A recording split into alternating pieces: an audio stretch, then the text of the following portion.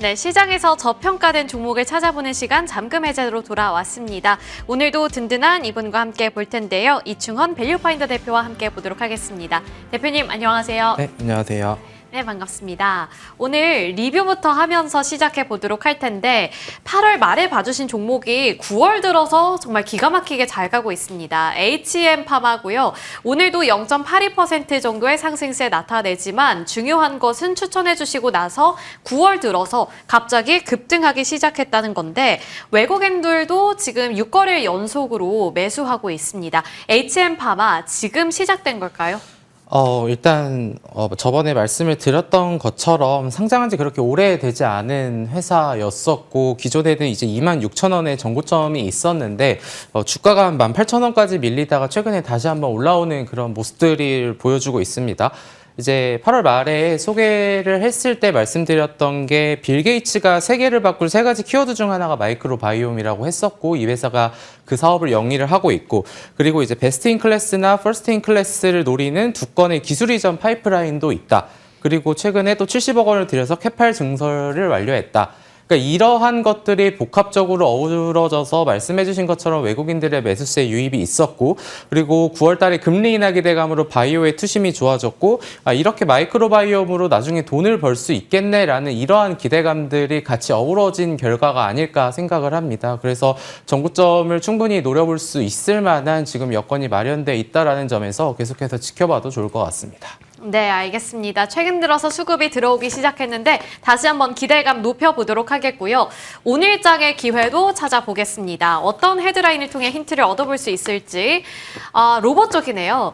이제 테슬라 중국의 휴머노이드 로봇 시장에 진출 시동을 건다라는 소식이 전해지고 있습니다. 최근 들어서 로봇 섹터의 분위기 심상치 않고요. 특히 이제 그 휴머노이드 로봇에 대한 기대감도 덩달아 높아지고 있는 것 같은데 로봇주들 많이 올랐잖아요. 이 안에서 어떤 기회를 새롭게 또 찾아볼 수 있을까요? 네, 이따가 말씀드릴 종목은 아마 거의 증권방송에서 못 들어봤을 기업일 것 같아서 일단은 뉴스에 대해서만 먼저 요약을 하면은 중국이 지금 정부 지원과 빠른 성장세로 2028년까지 연평균 23%의 고성장을 전망을 하고 있습니다. 휴머노이드 로봇에 대해서 시장 규모도 1,080억 달러를 예상을 하고 있고 이에 따라서 테슬라가 현지 시장을 공략과 브랜드 영향력 강화를 위해 계정을 만들었다라는 소식이 전해졌습니다. 그리고 최근에는 중국 기업 유니트리에 대한 이런 상장 기대감도 굉장히 고조되고 있는 상황에서 휴머노이드 로봇은 결국은 성장을 할 수밖에 없는 산업이다. 이런 부분들은 투자자들이 모두 다 인정하는 그런 사실이다라고 보시면 될 것 같고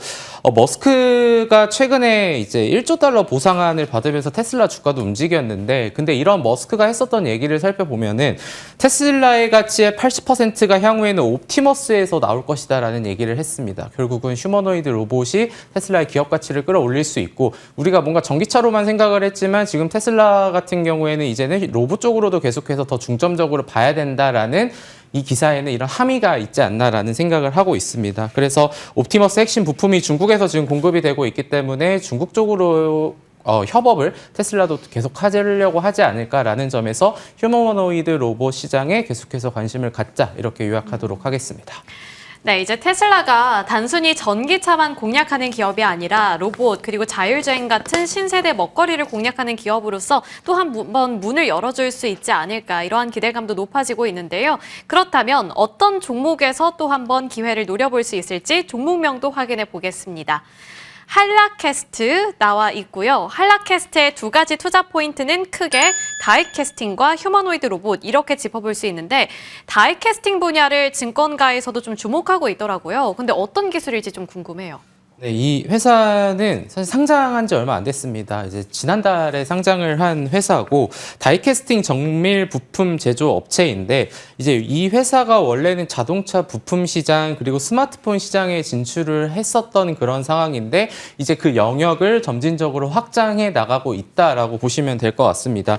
신규 상장주에서 숫자가 나온다는 측면에서 높은 흥행을 보이면서 첫날에 주가가 이제 좋게 갔었으나 그 이후에 주가가 좀 많이 하락했었던 모습이 있었거든요. 최근에 좀 반등이 나오긴 하는데 이런 휴머노이드 로봇 쪽과 관련돼서도 관심을 받는 게 아닐까 싶습니다.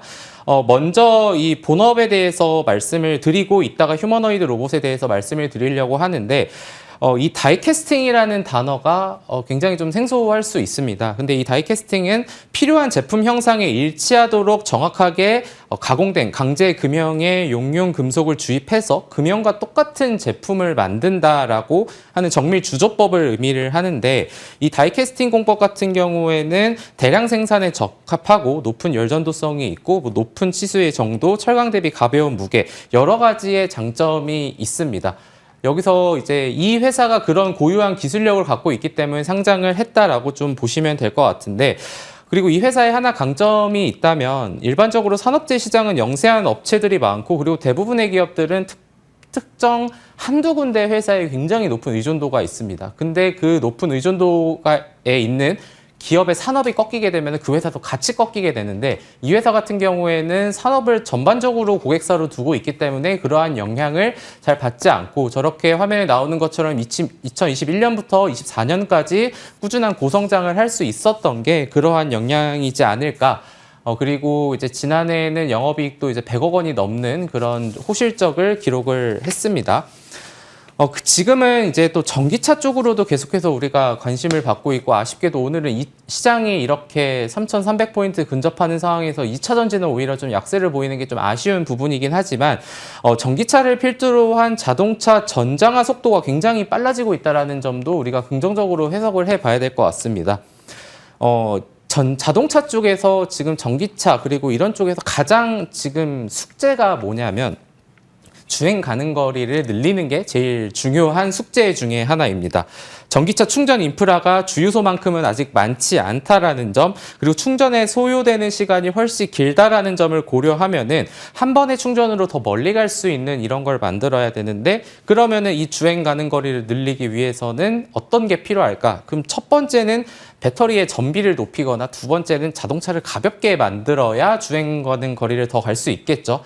약간 저같이 살찐 사람보다는 살이 덜 찐 사람이 좀 더 멀리 뛸 수 있는 이제 그런 개념이라고 봐주시면 될 것 같은데, 이제 내연기관차에서 가장 큰 비중을 차지하는 원소재가 강철입니다. 그러다 보니까 너무 이제 무거워서 그런 부분들이 해결이 안 되다 보니까 결국 경량화로 가야 되는데, 동사는 알루미늄보다 더 가벼운 마그네슘 다이캐스팅 기술을 가진 소수 기업 중 하나거든요. 지금 화면에 나오는 것처럼 꾸준한 성장이 전망이 되고, 그러다 보니까 이런 기업과 관련해서 지금 주목을 받고 있는 게 동사다. 그래서 이거는 이제 본업적인 측면에서 안정성을 더하는 요소 중에 하나로 보시면 되지 않을까, 그렇게 정리하도록 하겠습니다.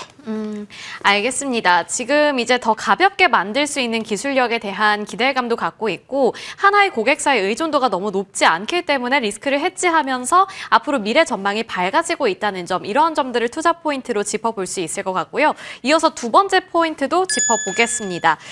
이제 이 한라캐스트라는 기업이 시대의 흐름에 발맞춰서 휴머노이드 로봇 쪽으로도 시장 이 산업을 확장시키는 것 같더라고요. 네. 이제 막 발을 넣은 것이라면 그만큼 성장 동력이 더 크다는 걸까요? 네, 요즘 시장에 조방원 이렇게 얘기가 많이 나왔지만, 그 다음 타자는 제가 봤을 때 바이오와 로봇이 될 것 같다라는 개인적인 생각을 하고 있는데, 결국은 이 자율주행과 로봇 시장은 AI 산업이 성장함에 따라서 급속한 성장이 전망이 되고 있습니다. 그중에서 아까 테슬라도 말씀드렸지만 휴머노이드 로봇에 대한 굉장히 관심을 지금 높게 가져가고 있는 상황이고, 결국은 옵티머스를 상용화시키고 내년도에 본격적인 대량 양산이 시작된다면 로봇 시장은 더 빠른 성장을 보일 수밖에 없다. 이제 이렇게 생각을 해야 되는데, 사실 이런 시장에 대한 산업 전망을 보면 어차피 다 고성장한다입니다. 그래서 글로벌 AI 시장도 지금 화면에 나오는 것처럼 연평균 20% 넘게 성장을 할 것이다라는 건데, 이 회사 같은 경우는 글로벌 AI 자동차 회사를 엔드 유저로 하는 국내 S사의 자율주행 카메라 부품을 공급을 하고 있습니다. 한라캐스트가. 근데 그 기술력과 생산 역량을 인정받아서 올해 1분기에 1차 협력사로 등록이 되었다고 합니다. 그러면서 1,000억 원 규모의 전기 변환과 자율주행 부품 수주에 성공을 했는데, 여기까지만 얘기하면은 그냥 그렇게 좋겠구나 정도로 이제 생각이 들 것 같은데요. 근데 이 회사가 그 기업한테 올해 2분기에 휴머노이드 로봇 부품까지 수주를 했다라는 소식이 있습니다. 로봇 시장이 빠르게 개화가 되는 만큼 이 초도 물량을 공급을 하고 실질적으로 우리가 뭔가 휴머노이드에 뭐 어디에 들어간다라는 것 자체로 돈을 벌지 않아도 시가총액이 2, 3천억 원 위로 올라가는 기업들이 굉장히 많은데 이 회사는 본업단에서 영업이익을 100억 원 이상을 버는 회사인데도 불구하고 글로벌 AI 기업에 이렇게 초도 물량을 휴머노이드 부품에 대한 수주를 받았다. 그러면은 이 회사는 그런 회사들보다 더 주가가 높이 올라가야 되는 그림이 나와야 되는 게 맞지 않나라는 생각이 들지만 어쨌든 지금은 신규 상장을 했기 때문에 그러한 부분들에 대해서 아직 많은 관심을 받고 있지 못한 상황이고 그리고 실제로 상장하고 나서 증권사 보고서가 지금 하나밖에 나오지 않았거든요. 근데 이러한 부분들이 점차 알려지게 된다라고 한다면은 이 회사는 뭔가 한라캐스트가 뭔가 이름 측면에서 자동차 부품 이러니까 성장성이 없어 보일 수 있는데 오히려 그런 부품이 휴머노이드 로봇에 들어간다라고 한다면은 안정성에 더해서 성장성까지 겸비한 엄연한 로봇 기업으로도 발돋움을 할 수 있겠다라는 생각으로 오늘 좀 말씀을 드렸습니다. 네, 이제 미래 시장이 더욱더 커질 만한 산업, 로봇을 공략한다는 점에서 부품 기업의 이 성장세가 더 크게 책정이 되고 있다는 점을 체크포인트로 주셨는데요.